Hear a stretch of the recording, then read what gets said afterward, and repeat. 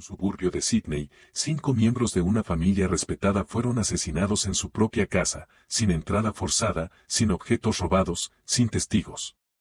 Casi una década y 3 juicios después, la verdad dependería de diminutas trazas de sangre y de una traición que nadie vio venir. North Pine, en Nueva Gales del Sur, es un suburbio donde el silencio llega temprano. Para 2009, sus calles arboladas eran conocidas por casas de ladrillo ordenadas, setos recortados y el ritmo tranquilo de la vida de los viajeros diarios. Las familias lo elegían por sus escuelas, su cercanía a la ciudad y la promesa de seguridad.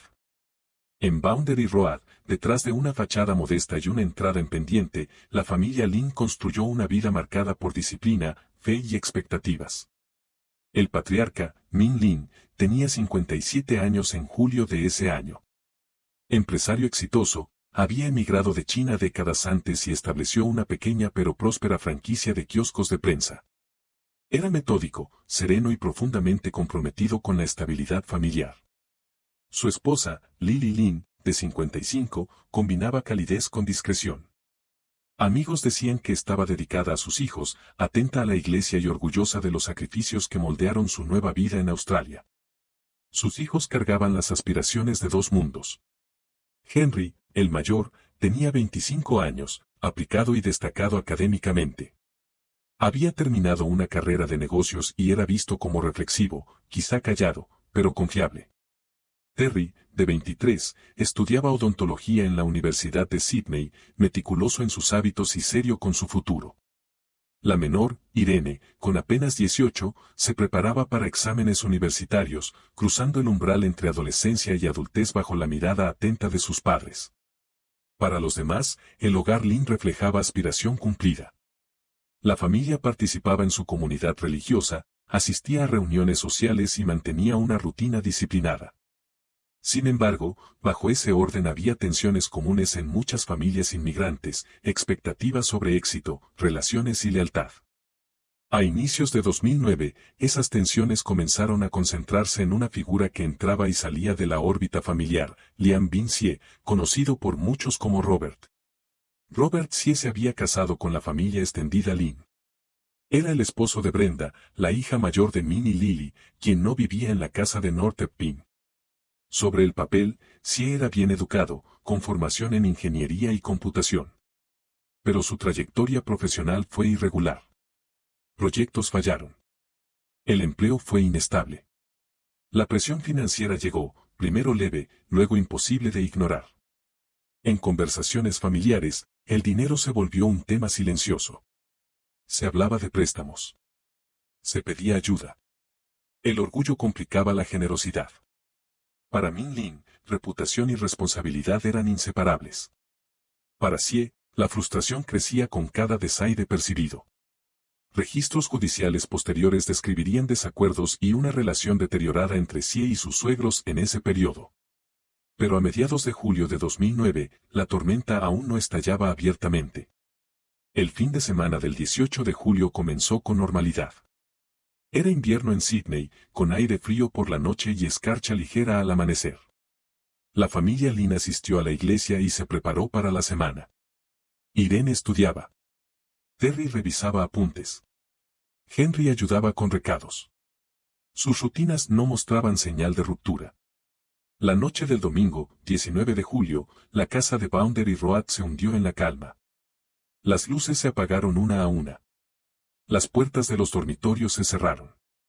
El silencio suburbano se hizo más profundo, roto solo por tráfico lejano o el ladrido ocasional de un perro. Dentro, 5 vidas se acercaban al sueño, sin saber que esa noche marcaría una frontera entre antes y después. Lo que los investigadores reconstruirían después comenzó con una ausencia. La mañana del lunes, 20 de julio, Min Lin no abrió su kiosco de Pin a la hora habitual. Empleados esperaron afuera, confundidos. Las llamadas a su móvil quedaron sin respuesta. Para el mediodía, la preocupación pasó de molestia a alarma. La familia Lin era conocida por su puntualidad. Aquello no era normal. Amigos y familiares intentaron comunicarse. Nadie respondió en la casa. Las cortinas seguían cerradas. Los autos estaban en la entrada.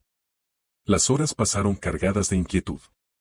Por la tarde, se decidió pedir a la policía una verificación de bienestar. Cuando agentes de la policía de Nueva Gales del Sur llegaron a la propiedad en North Pine, encontraron un exterior tranquilo. Nada parecía roto. Ninguna ventana quebrada. Ninguna señal visible de entrada forzada alteraba la simetría de la casa. Pero el silencio se sentía extraño, pesado. Dentro, el aire tenía un olor metálico. Las habitaciones mostraban señales de violencia repentina. Muebles desplazados. Superficies marcadas. Lo que comenzó como una revisión rutinaria se transformó al instante en una escena de crimen mayor. En distintas partes de la casa, 5 miembros de la familia Lin yacían mortalmente heridos. La brutalidad era clara. Golpes contundentes habían acabado con cada vida. La escena indicaba fuerza y cercanía, un ataque que requirió tiempo y esfuerzo físico. No había señales de robo. Los objetos de valor seguían allí. La casa no parecía víctima de un asalto fallido. Para los detectives, las preguntas se multiplicaron. ¿Quién entraría en esa casa en una noche de invierno? ¿Cómo pudo ocurrir tal violencia sin que los vecinos oyeran gritos o alarmas? ¿Por qué atacar a cada adulto y cada hijo dentro? Mientras los equipos forenses iniciaban su documentación minuciosa, la comunidad comenzó a reunirse fuera del perímetro acordonado. La noticia se propagó rápido por North Pine y por todo Sydney. Una familia conocida por su trabajo y su fe había sido destruida en una sola noche. Pero aquella noche de domingo, antes de que la primera llamada quedara sin respuesta, antes de que la cinta policial rodeara Boundary Road, la casa Lin descansaba bajo la ilusión de seguridad. 5 personas dormían tras paredes en las que confiaban. Más allá de esas paredes, algo, o alguien, ya estaba en movimiento. La sombra se había acercado. La tormenta estaba a punto de estallar. La violencia dentro de la casa de la familia Lin en Boundary Road ocurrió en las horas más profundas del domingo 19 de julio de 2009, o en la madrugada del 20.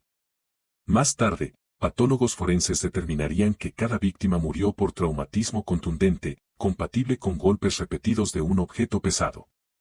No hubo disparos ni señales de lucha que se extendiera a la calle. El ataque fue cercano, físico y sostenido. Investigadores de la policía de Nueva Gales del Sur establecieron rápido que no había señales de entrada forzada. Puertas y ventanas estaban intactas. El sistema de alarma no se activó. Los objetos de valor seguían en su sitio. Las joyas no fueron tocadas. El dinero quedó allí. La ausencia de robo redujo las posibilidades. No fue un delito oportunista. Fue personal. El análisis de manchas de sangre reveló movimientos por la casa. El agresor se desplazó entre habitaciones. El ataque no ocurrió en un solo momento explosivo, sino en secuencia. Detectives documentaron marcas de impacto en paredes y suelos, trazando trayectorias y fuerza.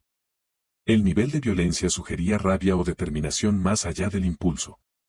Quien cometió estos asesinatos estaba preparado para confrontar y permaneció dentro hasta asegurarse de que nadie sobreviviera.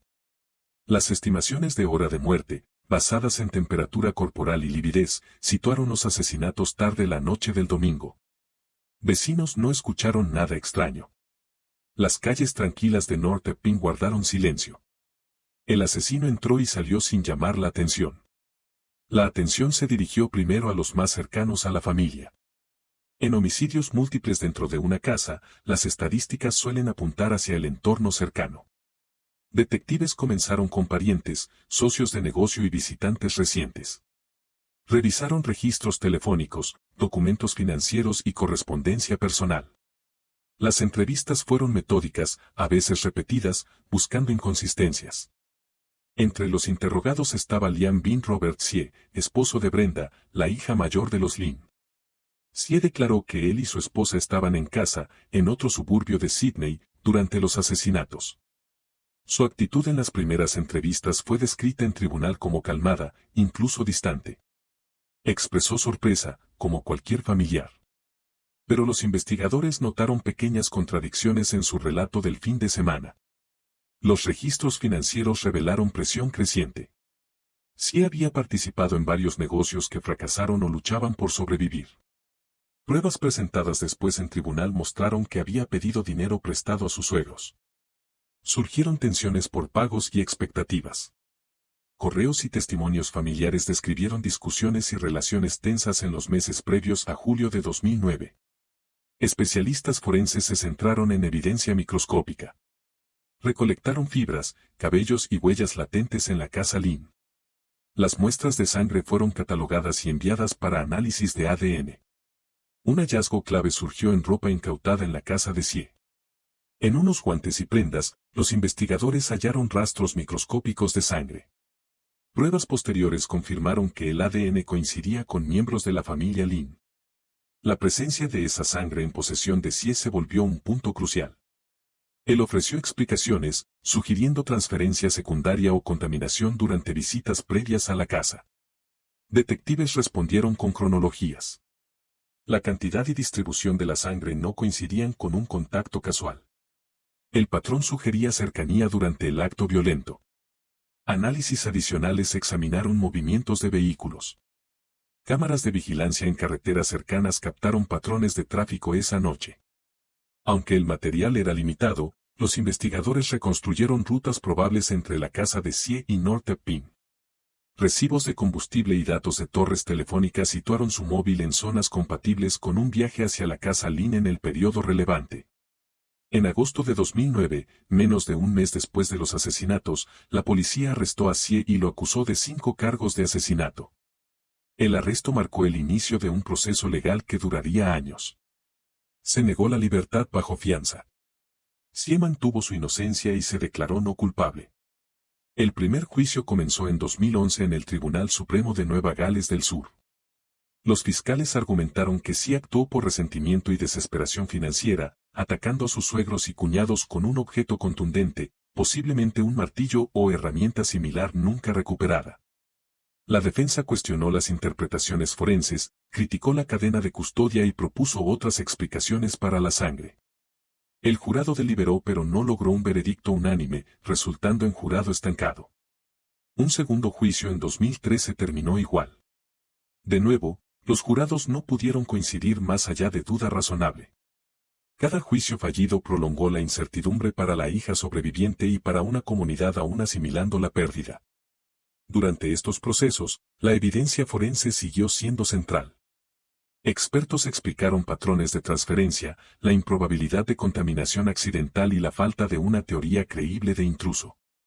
La fiscalía sostuvo que el asesino conocía la casa, se movía con familiaridad y salió sin forzar entrada porque era alguien de confianza o con acceso. El equipo investigador revisó cada detalle. Reexaminaron pruebas, volvieron a entrevistar testigos y ajustaron su presentación. Los avances en sensibilidad forense permitieron explicar con mayor claridad los hallazgos de ADN. El posible móvil financiero se contextualizó con más precisión, incluyendo disputas por préstamos y sentimientos de humillación. Cuando el tercer juicio comenzó en 2016, el caso se había vuelto uno de los procesos por asesinato más seguidos en Nueva Gales del Sur. Bocetos de tribunal y análisis mediáticos registraban cada día de testimonio. Para las familias involucradas, el proceso reabría heridas una y otra vez, cada relato de la noche recordando su brutalidad. Mientras el jurado escuchaba semanas de pruebas, todo se concentró en una pregunta: si la suma de detalles forenses, presión financiera y oportunidad formaba una cadena lo bastante fuerte para eliminar toda duda razonable. La oscuridad de aquella noche de invierno hacía tiempo había desaparecido de Boundary Road, pero en la sala del tribunal su sombra persistía, esperando resolución.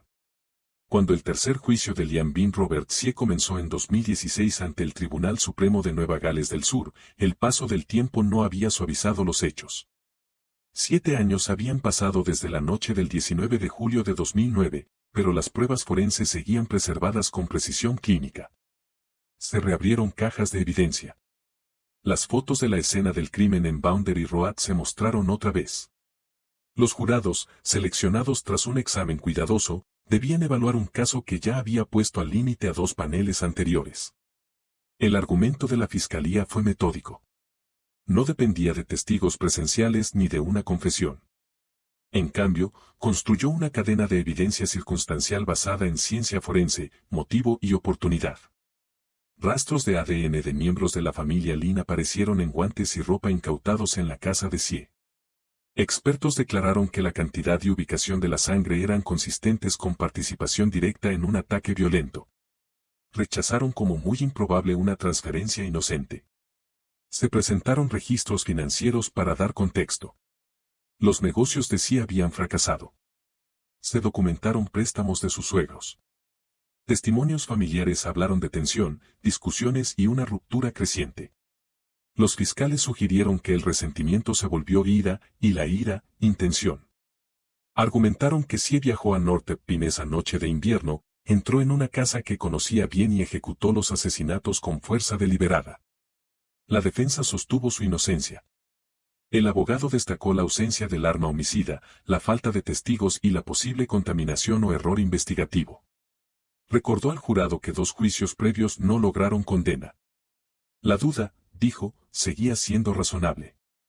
La jueza Elizabeth Fullerton presidió el proceso, guiando al jurado por explicaciones forenses complejas y pidiéndoles evaluar la evidencia con calma. Semanas de testimonio siguieron. Científicos explicaron la dinámica de salpicaduras de sangre. La policía detalló la cronología del control de bienestar y el arresto. Familiares recordaron rutinas normales que terminaron en devastación. El 18 de enero de 2017, tras días de deliberación, el jurado volvió a la sala. El ambiente era tenso, casi suspendido. Uno a uno, el portavoz anunció los veredictos: culpable del asesinato de Min Lin, culpable del asesinato de Lily Lin, culpable del asesinato de Henry Lin, culpable del asesinato de Terry Lin, culpable del asesinato de Irene Lin. Las palabras fueron firmes, finales. Sí mostró poca reacción visible mientras se leían los veredictos. Para la hija sobreviviente, Brenda Lin, el momento tuvo una dualidad insoportable. El hombre condenado era su esposo, las víctimas, sus padres y hermanos. La conclusión legal no resolvió esa complejidad humana. Marcó responsabilidad, pero no devolvió lo perdido. En febrero de 2017, la jueza Fullerton condenó a 5 cadenas perpetuas, con un mínimo de 40 años sin libertad condicional. En su fallo describió los asesinatos como brutales y calculados. Señaló la vulnerabilidad de las víctimas dentro de su propio hogar y la profunda traición de confianza. La sentencia garantizó que sí pasaría décadas en prisión, apartándolo de la sociedad. Siguieron apelaciones, como es común en casos tan graves. En 2019, el Tribunal de Apelaciones Penales de Nueva Gales del Sur rechazó el intento de CIE de anular las condenas, confirmando el veredicto del jurado y la validez del juicio. El capítulo legal, aunque disputado, alcanzó estabilidad. Fuera del tribunal, la historia de la familia Lin marcó a la comunidad de North Pine. Vecinos que antes dejaban puertas sin llave reconsideraron la seguridad. En la iglesia hubo servicios conmemorativos, recordando la generosidad silenciosa de Min y Lily. Antiguos compañeros hablaron de la dedicación de Henry, la disciplina de Terry y la juventud de Irene. Sus identidades superaron la forma de su muerte. El caso también destacó el papel creciente de la ciencia forense en los tribunales australianos. Los fiscales dependieron de evidencia microscópica de ADN, mostrando cómo rastros biológicos mínimos pueden sostener un caso circunstancial. Juristas citaron luego estos juicios al debatir cómo los jurados comprenden testimonios científicos complejos y cómo resisten procesos que duran años. Para Brenda Lin, las consecuencias se desarrollaron lejos del público. Su pérdida fue múltiple: padres, hermanos, y el colapso de su matrimonio. El sistema judicial dio un veredicto, pero el duelo privado no sigue calendario. El público, tras titulares y dibujos de tribunal, siguió adelante. Las familias no. En Boundary Road, la casa que una vez albergó 5 vidas cambió de manos. El césped volvió a cortarse. Las paredes se repintaron. Los suburbios continúan su rutina incluso tras la ruptura. Pero bajo las calles tranquilas permanece el recuerdo de julio de 2009, recordando que la violencia puede irrumpir sin aviso, incluso donde la disciplina y la devoción parecen más firmes. El legado de la familia Lin no reside en la brutalidad de su muerte, sino en la huella que dejaron antes. La ética de trabajo de Min, el cuidado silencioso de Lily, la responsabilidad de Henry, la ambición de Terry, la promesa de Irene, esos rasgos viven en quienes los conocieron. En registros judiciales sus nombres figuran como cargos en una acusación. En la memoria de la comunidad, siguen siendo personas. La última palabra del sistema judicial cerró un expediente, pero no definió toda su historia. Esa historia empieza mucho antes de una noche de invierno y continúa más allá de una condena. Vive en la confianza frágil de un hogar, en la complejidad de los lazos familiares y en la necesidad constante de responsabilidad cuando la confianza se rompe. En Northampton, la tormenta pasó, pero su sombra recuerda a la comunidad su vulnerabilidad y su resistencia.